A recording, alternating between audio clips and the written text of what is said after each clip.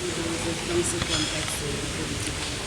Bon, en réalité, c'est un événement qui tombe à point nommé parce que depuis des mois, nous sommes en train de réfléchir sur la question de la paix, de la sécurité et de la démocratie dans notre pays et dans la sous-région, vu ce qui s'est passé au Mali, en Guinée, au Tchad, etc., au Burkina.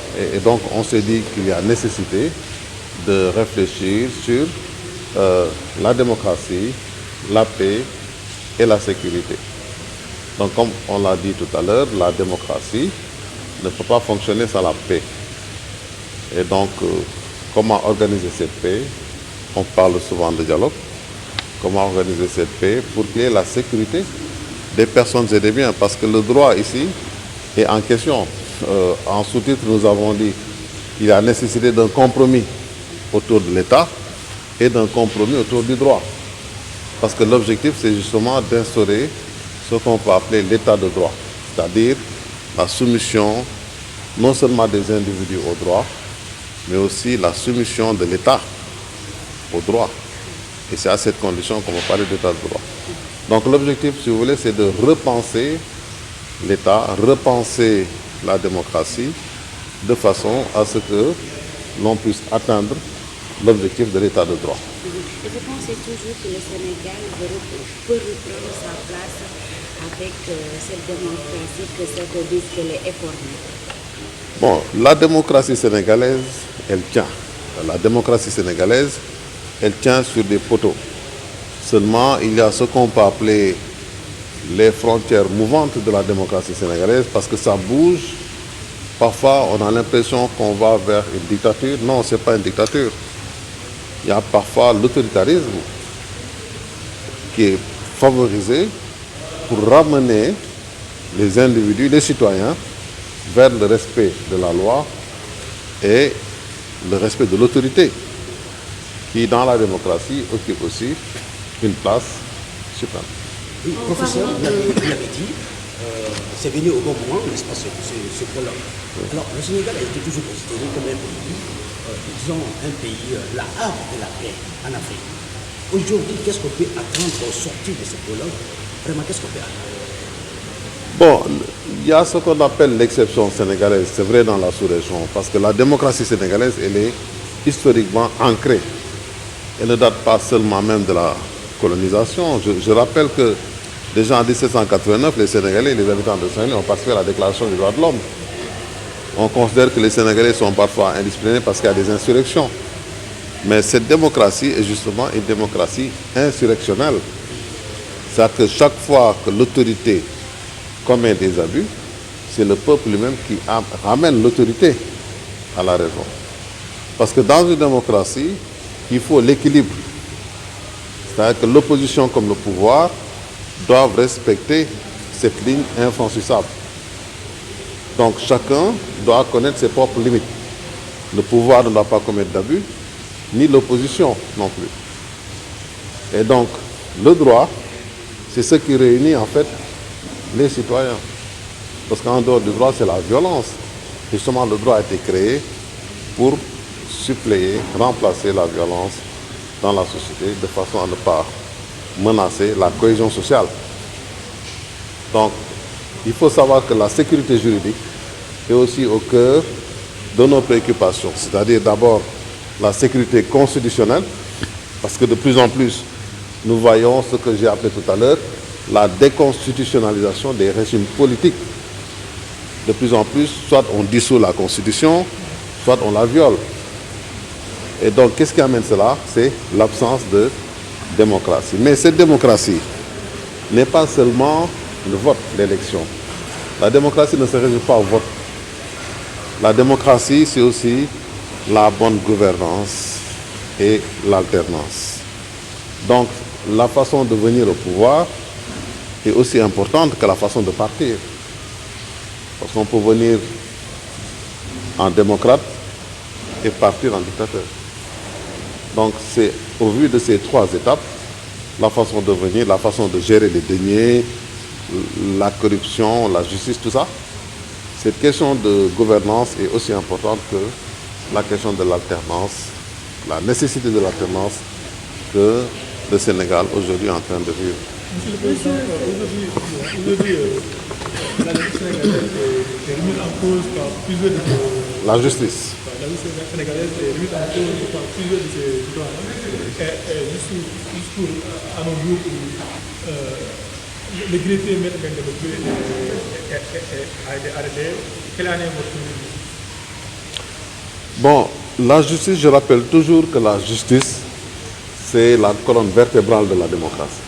C'est-à-dire que sans une bonne justice, on n'a pas un régime démocratique normal. Il est vrai qu'au Sénégal, on a tendance à dire que la justice piétine, qu'il n'y a pas de confiance en la justice. Je rappelle qu'en 2017, nous avions fait un livre sur la perception de la justice et nous avons remarqué que 56% de la population fait confiance à la justice. Mais les dossiers politiques dont il est question, c'est souvent même pas 1% des dossiers. Donc la justice, elle fonctionne. Mais ce sont les dossiers politiques qui posent problème et qui créent des ruptures de confiance. Mais tant qu'il y a ce compromis autour du droit, tant qu'il y a cette confiance en les institutions, y compris le Conseil constitutionnel qui est aujourd'hui critiqué de toutes parts, mais la justice a toujours été, disons, dénigrée de toutes parts. Mais cette justice, elle tient et c'est elle qui est, encore une fois, la colonne vertébrale de la démocratie. Donc, sans la justice, la démocratie s'effondre. Oui. Et fondamentalement, selon vous, quels sont les éléments qui peuvent entraver réellement la démarche de cette démocratie? Bon, c'est toujours la justice parce que le président Macky Sall, dans ses discours, lors du symposium sur les années Macky, si vous vous rappelez, disait qu'on pense que le Sénégal ne vit pas l'indépendance de la justice, mais lui-même, il dit qu'il vit l'indépendance de la justice. Parce que les récentes décisions montrent que les juges ne vont pas toujours dans le sens de la majorité présidentielle. Parfois, la justice tranche en défaveur même de la majorité présidentielle. Et c'est ça qui fait que nous avons confiance encore en la justice de notre pays et nous pensons que cette justice doit continuer à exercer son pouvoir de façon à soumettre non seulement les individus au droit, mais aussi l'État. Parce qu'il ne faut pas que la politique, et c'est ça le message, il ne faut pas que la politique prenne le dessus sur le droit. Il faut que l'État, y compris le chef de l'État, se soumette au droit. Et c'est à cette condition qu'on peut parler d'un État de droit. C'est grave et il ne faut plus que ça se reproduise. Donc, le vote de la loi, mais l'application même du droit. Dans l'application, on se rend compte que le droit est manipulé. La Constitution, qui est au sommet de la hiérarchie des normes, qui coiffe toutes les normes, cette Constitution, elle est appliquée, elle est tripatouillée. Elle est tripatouillée, ce qui me pose problème. Parce que la Constitution, c'est ce qui permet de savoir si les lois sont conformes, de savoir si les règlements sont conformes. Quand c'est laissé à l'appréciation du premier venu, eh bien ça pose problème. Les lois, les décrets, les règlements, c'est la même chose. Donc, à ce niveau-là, évidemment, il y a beaucoup à dire. Mais la justice, dans l'état de droit, elle est fondamentale aussi. Elle ne peut pas être manipulée. Or, on a le sentiment qu'il y a eu beaucoup de cas de manipulation de la justice et c'est contraire à l'état de droit et à la démocratie. Vous avez parlé de justice éclairée. Oui. Vous avez aussi parlé de compromis, sans compromission. Pouvez-vous revenir sur ça? Voilà, je parle de compromis sans compromission parce que l'état de droit est une exigence dans la démocratie. Il y a eu beaucoup de difficultés ces temps derniers. Mais cela ne signifie pas que nous devons brader notre pays. La paix, elle est fondamentale. Et nous devons veiller à ce que la paix soit toujours de mise dans notre pays. La sécurité. Ça signifie quoi? Ça signifie que les autorités, les citoyens, tout le monde doit veiller à appliquer la règle de droit. Ce n'est que dans ces conditions qu'on parle d'état de droit, mais quand il y a des blocages,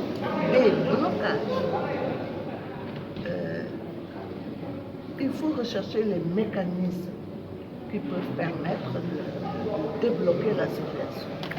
Aujourd'hui, cette concertation, le dialogue qui nous permet de faire la palabre pour arriver à des solutions les meilleures, eh bien, je crois que c'est quelque chose qu'il faut mettre en avant. Par rapport au contexte du pays, est-ce qu'il y a des solutions qui sont Oui. C'est que d'abord, chacun accepte d'appliquer la règle de droit. Si chacun accepte d'appliquer la règle de droit, encore une fois, dont l'un des objectifs est d'assurer la sécurité, eh bien, les choses seront plus simples. On est en période électorale. Que dit la loi électorale? Que dit la Constitution? Quand on applique ces règles, tout est plus facile. Maintenant, lorsqu'il y a une impasse, parce que lorsqu'il y a une impasse, eh bien, on doit trouver des mécanismes qui peuvent rapprocher les Sénégalais. Parce que l'intérêt supérieur de la nation, c'est l'objectif ultime. L'intérêt supérieur de la nation, la paix, la sécurité. Hein? Voilà. Compromission, évidemment, les deals, ça fait partie des compromissions et nous espérons qu'il n'y a pas de deal et qu'il n'y en aura pas. Voilà donc, comme étant une femme de paix. Je fais partie, depuis 2005, des 1000 femmes du monde nominées prix Nobel de la paix. Pas nommées, mais nominées. Ça signifie que je dois me battre pour qu'il y ait la paix partout où il y a des conflits. Donc le dialogue ne me pose pas de problème. Si je reçois une invitation, j'irai au dialogue. Je répondrai au dialogue. Je discuterai pour savoir ce qui se passe à la table du dialogue, pour donner mon point de vue sur les questions qui sont discutées. Je suis une citoyenne. D'accord. Voilà. Juste une dernière question Par rapport à la loi d'amnistie, effectivement, en tant que juriste. Vous savez, nous les juristes, je me demande si je n'ai pas eu un sujet d'agrégation sur le pardon en droit pénal. Le pardon, la grâce, l'amnistie, la réhabilitation. C'est des solutions qui sont apportées lorsqu'il y a des conflits. Maintenant, ce qu'il faut, c'est encadrer une loi d'amnistie. C'est-à-dire préciser les faits qui sont concernés. Élargir les faits, ça peut être dangereux. Tout le monde ne peut pas être concerné par une loi d'amnistie. Tout dépend de la gravité, de ce qui a été commis comme infraction. Mais je répète, le pardon, ça existe en droit pénal. Le pardon. Dieu pardonne, les humains doivent pardonner. Merci. Dans une situation assez grave, où de mon point de vue, il a agité le drapeau blanc, celui de la réconciliation, celui de l'unité nationale, et celui, si vous voulez, de la préservation de l'intérêt commun, de l'intérêt national. Il me semble qu'il y a quelque chose de très positif qu'il y a là. Parce que, comme on dit, il n'est jamais trop tard pour bien faire. Et de mon point de vue, il est bon, même si on n'est pas dans le dialogue, d'être dans aussi l'apaisement. Parce que c'est notre rôle aussi de dire d'être toujours dans l'apaisement, Parce que le seul fait de dire je respecte mon mandat, le 2, mes fonctions, je termine mes fonctions et je fais autre chose dans cette Afrique où nous vivons, dans cette Afrique des coups d'État militaires, dans cette Afrique où l'on ne respecte pas la limitation des mandats. Le faire au Sénégal aussi, c'est dire, c'est marquer que le Sénégal est un pays, comme je dis, roseau, qui plie et ne rompt pas. Ça garde intact, si vous voulez, le prestige et l'image démocratique du Sénégal, qui a fait des erreurs. Quand c'était difficile, nous l'avons dit. Nous avons subi même une situation d'ostracisme d'État. Mais il me semble qu'il faut savoir aussi bien tourner la page. Bien tourner la page, c'est se parler. Quand dans une démocratie, les acteurs n'arrivent plus à se parler, et quand les relations sont des relations de violence, ça va être la violence d'État, avec les chars de combat, avec également les policiers dans notre environnement, mais aussi les récits de prison que nous avons entendus, ça aussi c'est la violence d'État, la violence de la rue, la violence symbolique. Je pense que cette société, elle est malade. Il faut la guérir. La guérir, c'est faire en sorte que les gens se reconnaissent, se parlent et fassent humanité, comme dirait Souleymane Bachir Diagne. Il faut nous nawlante. Il faut qu'on se reconnaisse, qu'on fasse de l'Ubuntu. Le dire, ce n'est pas de la démagogie. Se parler, c'est la relation normale entre les êtres humains. C'est quand ils se parlent, quand ils discutent. C'est comme ça qu'ils fabriquent le monde ensemble. Et c'est ça que nous devons faire. Mais M. Tine, on attendait hier à une date pour la présidentielle, mais pas à un appel au dialogue. Je suis tout à fait d'accord. Effectivement, on attendait une date. Mais on a eu une date. Il y a un seuil critique. Moi, j'avais fait mon post sur les seuils critiques, le 25 et le 2. Dire le 2, la date, je m'en vais, c'est respecter aussi la Constitution. Dire le 2, je m'en vais, c'est respecter la Constitution. Maintenant, c'est à nous, en tant que société civile, en tant que politique, en tant que peuple, de voir comment nous organiser, comment nous parler pour continuer le processus électoral en cours.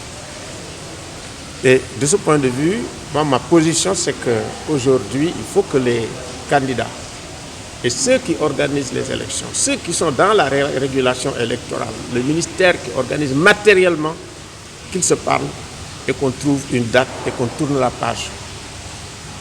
C'est ça qui est important. Et ça aussi, je pense que en parler, en discuter avec le président, je pense qu'il pourrait comprendre. Je pense que sa disposition actuelle fait qu'on peut avoir des solutions pacifiques, apaisées et tourner très rapidement la page de l'élection. Je veux dire que l'élection, ce n'est pas la démocratie. Il faut faire extrêmement attention.